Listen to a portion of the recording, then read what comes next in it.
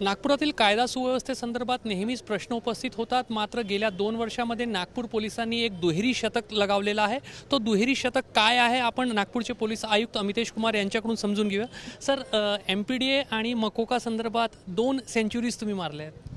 हो, बरोबर आहे। आम्ही नागपूर शहरात क्राइम प्रिव्हेंट करायसाठी प्रोफेशनल उपाययोजना, बेसिक पोलिसिंग उपाययोजना करणे हे आमची प्राथमिकता होती आणि त्याचे भाग म्हणून MPDA आणि MCOC जे अत्यंत स्ट्रिंजंट ॲक्ट्स आहे त्याचे योग्य वापर करून क्रिमिनल्सवर एक कायद्याची वचक स्थापित करण्याची आमची एक इच्छा होती। आणि मागचे 2 वर्षाचे कालात आता परवा आम्ही जे MPDA केले ते 100वा MPDA होता आणि मागचे जे आम्ही मोकाचे अंतर्गत कारवाई केली ते 100 आरोपीवर आतापर्यंत मोकाची कारवाई झालेली आहे। हे बेसिकली उद्देश आहे की या कायद्याची आवश्यक प्रभावीपणे वापर करून कायदेशीर रीत्याने त्याचे वापर करून क्राईम आणि क्रिमिनल्सवर योग्य कायद्याची वचक स्थापित होईल आणि खरं त्याची रिझल्ट्स दिसू लागलेली आहे।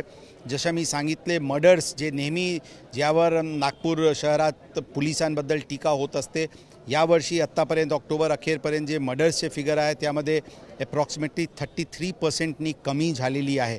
हे कमी आम्ही 20 इयर्सचे क्राईम फिगर्स बघून इतके कमी मर्डर्स आजपर्यंत कधीही झाली नव्हती आणि हे जे डिक्लाइनिंग ट्रेंड आहे हे अत्यंत एनकरेजिंग आहे। त्याचबरोबर जे हर्ट्स आणि अटेम्प्ट टू मर्डरचे ऑफेन्सेस असतील त्यामध्ये पण अंदाजन 38 to 40% रिडक्शन आहे। ही अत्यंत मोठा रिडक्शन आहे आणि जे काही उपाययोजना प्रोफेशनल दृष्टिकोनातून सुरू झाली होती त्याचे रिझल्ट जरी एक जादूची छडी म्हणून ओव्हरनाईट दिसत नसतील परंतु आत्ता दिसू लागलेली आहे। यावर्षी अत्यंत एनकरेजिंग ट्रेंड आहे आणि मला विश्वास आहे आणि हे एक अत्यंत चॅलेंज पण आमच्यासाठी आहे की हे ट्रेंड जे डिक्लाइनिंग आहे ते आम्ही पुढच्या काळात कंटिन्यू ठेवू।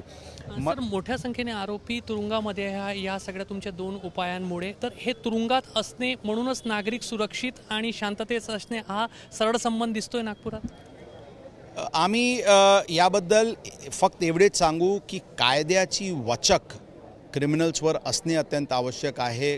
गुन्हा केले आणि बेल होऊन गेले आणि बेल झाल्यानंतर परत आम्ही ऑफेन्सेस करू, ही जी मानसिकता कधी कधी क्रिमिनल्सवर असते त्यावर वचक आणि जे क्रिमिनल गँग्स आहेत त्याचे शेवटपर्यंत पोहोचून जे कोणी कॉन्स्पिरेटर्स आहे जे मुख्य जे हे गँगला प्रोत्साहित करतात, ही सर्व इश्यूजला पण हँडल करणे अत्यंत गरजेचे असते।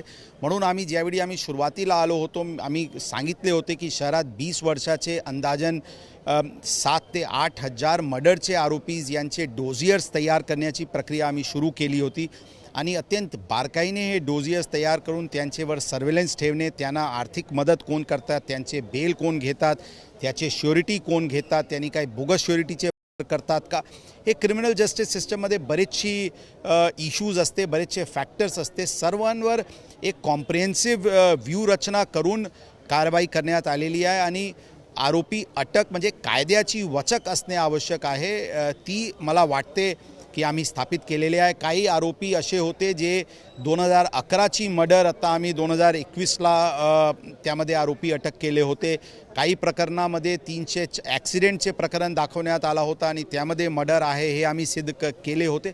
म्हणजे खरं एक जे क्रिमिनल्स आहे त्याच्यावर कायद्याची वचक आहे असं आम्हाला वाटते आणि आम्ही त्यांना परत हे सूचना देतो, आम्ही वेळोवेळी त्यांना सूचना देत असते की त्यांना मेनस्ट्रीमला यायचे, चांगले रोजगार घेऊन चांगले काम करायचे। त्याबद्दल पोलीस पूर्णपणे त्यांचे सोबत आहे, त्यांना सहकार्य करतील, परंतु कायद्याचे जे कोणी खिलवाड करतील त्यांच्या विरुद्ध अत्यंत कडक कारवाई MPDA आणि मोका अंतर्गत पण कारवाई होऊ शकते याची जाणीव सगळ्यांना व्हायला पाहिजे। सर, आता हे सगळे गुन्हेगार अटक झाले आहे, त्यांच्यावर कारवाई झाली, आता कन्व्हिक्शनपर्यंत ते पोहोचणे, शिक्षेपर्यंत पोहोचणे आणि ते दोषसिद्ध होणे ही पण एक प्रक्रिया असते आणि त्याच्यामध्येही पोलिसांची भूमिका महत्त्वाची राहते। अत्यंत प्रायोरिटी इश्यूज आहे कन्व्हिक्शन आणि याबद्दल पण आम्ही आपल्याला सांगू इच्छितो की आज अप्रॉक्सिमेटली ऑक्टोबर अखेरपर्यंतची 48%ची कन्व्हिक्शनवर आम्ही पोहोचलेले आहे।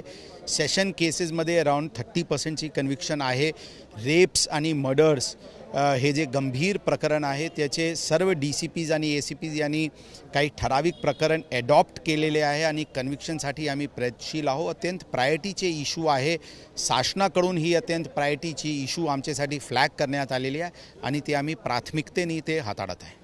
आधीचं हे कन्व्हिक्शन जसं 48% आणि 33% आपण सांगितलं, आधी किती होतं हा प्रमाण? आधी लास्ट इयरचे फिगर जर बघितले तर अप्रॉक्सिमेटली 30 to 35%चे रेंजमध्ये असायचे. सध्या ते 48%ची रेंजमध्ये ऑक्टोबर अखेरपर्यंतची फिगरवर आहे. तर नागपूर पोलिसांनी मकोका आणि MPDAच्या प्रकरणांमध्ये 2 दुहेरी शतक लावले आहे आणि त्यामुळेच कुठंतरी नागपूरमध्ये गुन्हा कमी होत आहे असा पोलीस आयुक्तांचा दावा आहे. कॅमेरामॅन अतुल हिरडेसह रजत वसिष्ठ, ABP माझा, नागपूर. एबीपी माझा, उघडा डोळे बघा नीट.